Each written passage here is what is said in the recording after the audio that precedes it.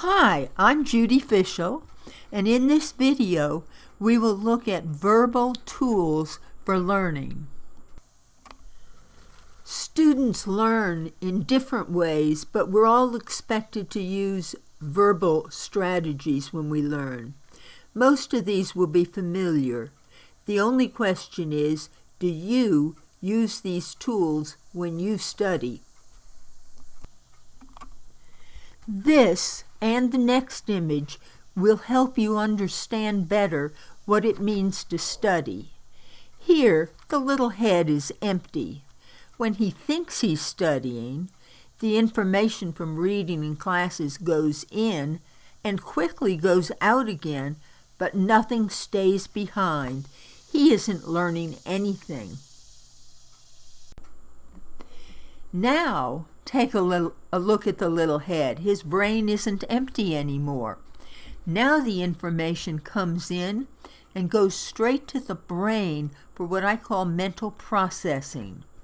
Mental processing is essential for study. In other words, you can't just see the words on the page and hope they'll stick around for a while. You need to interact with them, learn ways to organize them, think deeply about them, and find appropriate ways to remember them. You probably can't read it here, but the writing in his brain includes the 4 parts of study: verbal organization, this video, visual organization, critical thinking, and pathways to memory. They're listed on the left side of the page there. You might want to see the other 3 videos. The first verbal strategy is asking questions. Not just asking boring questions, but asking really great questions. Before you read each chapter, before each lecture or class, it's a good idea to write briefly what you already know or think you know on the topic, and then to write a list of questions. Write questions you think might end up on a test. Write questions about things you'd really like to know. Writing better questions leads to better learning. The second verbal strategy is writing an outline. Most students have written outlines, but they don't consider it part of study.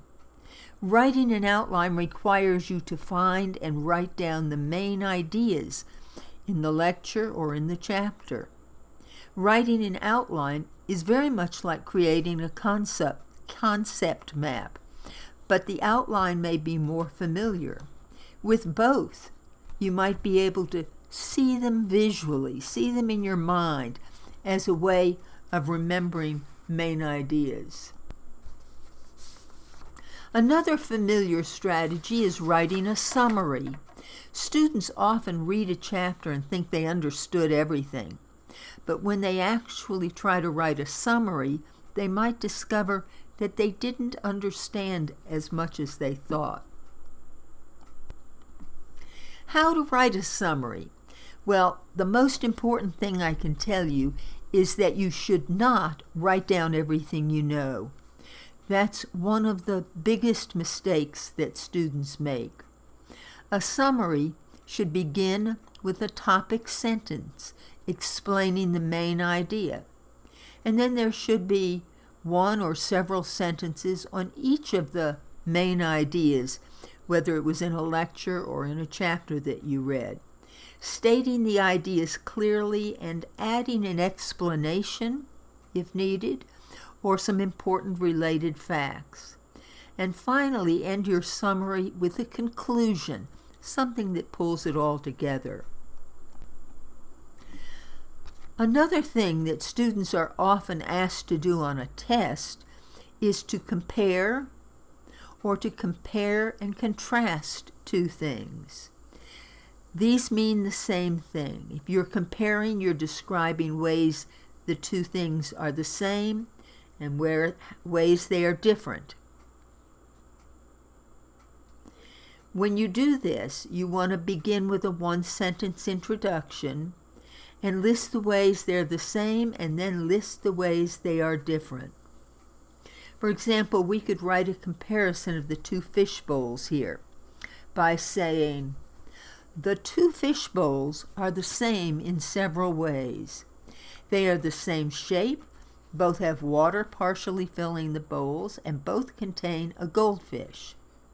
Their differences include the fact that the bowls are different sizes, the fish are different sizes, and that the fish are facing different directions. You should be able to see how organizing these comparisons make more sense than listing them randomly. It's important not to describe one bowl first and then the other. That would be observations. When you do them together like this, you get comparisons. Let's try another one. Let's compare George Washington and Abraham Lincoln. You might pause the video and try to list 5 or more ways that these two men are the same and 5 ways they are different.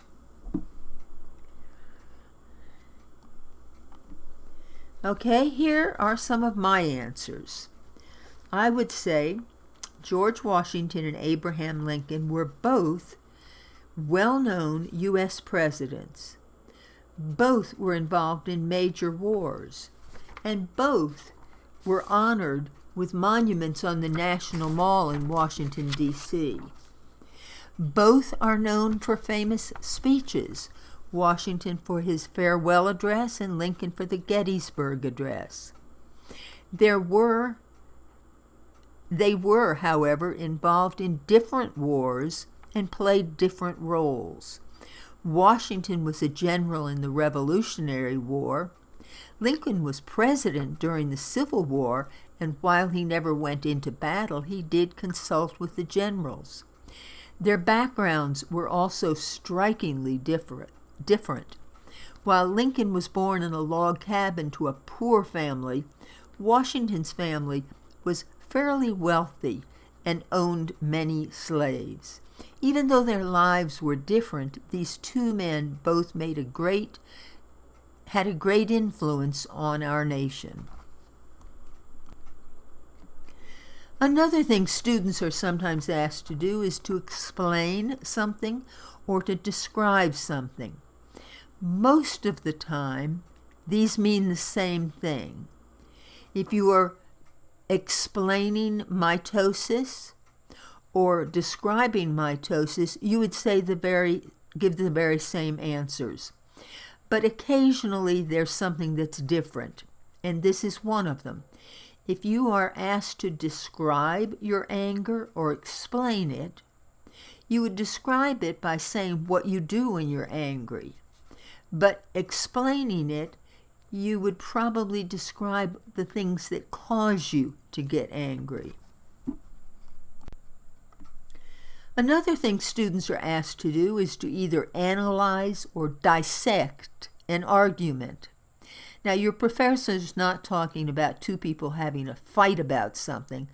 An argument is usually a written statement that states the author's claim, hypothesis, or thesis, provides evidence, and uses logical reasoning to support their position.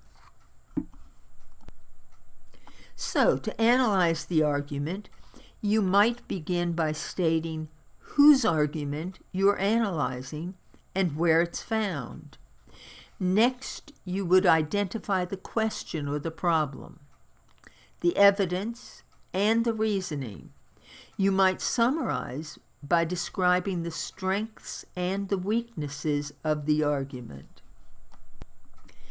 Since all of these verbal skills are likely to be used in classes and on tests, using them to study will help you be better prepared for tests. If you have comments or questions, please go to my website, or you can also email me at jjfishel@gmail.com.